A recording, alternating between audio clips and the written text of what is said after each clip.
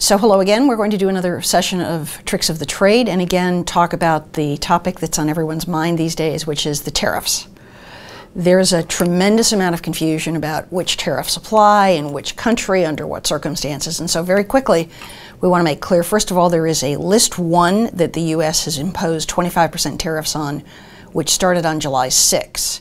A few days ago we heard from U.S. Trade Representative Lighthizer that the U.S. List 2 will be effective August 23rd, and that too will be subject to a 25% rate of duty. List 3 is currently undergoing review, or notice and comment as it's called. And recently what USTR Lighthizer proposed is that instead of 10%, the duty might be 25%. As a result of that, there was a change in the deadlines, and so now we went first from August 17 to August 5. Now we've gone from September 5. And now we've gone from September 5 to September 6. So anyone who wants to give input asking for goods to be removed from the list needs to do so by September 6. In China, their List 1 took effect on the same date, July 6.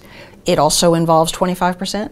Their List 2, which again involves 25%, will take effect on August 23rd, just as ours does. And then China has published 4 additional lists providing for more duty at the rate of 5, 10, 20, and 25%. No effective date on those. The guessing is that if List 3 goes into effect in the US, these other lists of Chinese products will go into effect. In both cases, the List 1 list of products is referred to in the general press as the $34 billion list. List 2 is the $16 billion list. List 3 is the $200 billion list. And we should talk about what might turn into a List 4, which is these broad statements by both President Trump and USTR Lighthizer about imposing additional duties on $500 billion worth of Chinese goods. At this stage, everybody's wondering what's going to happen, and of course nobody really knows because none of us are making the decisions.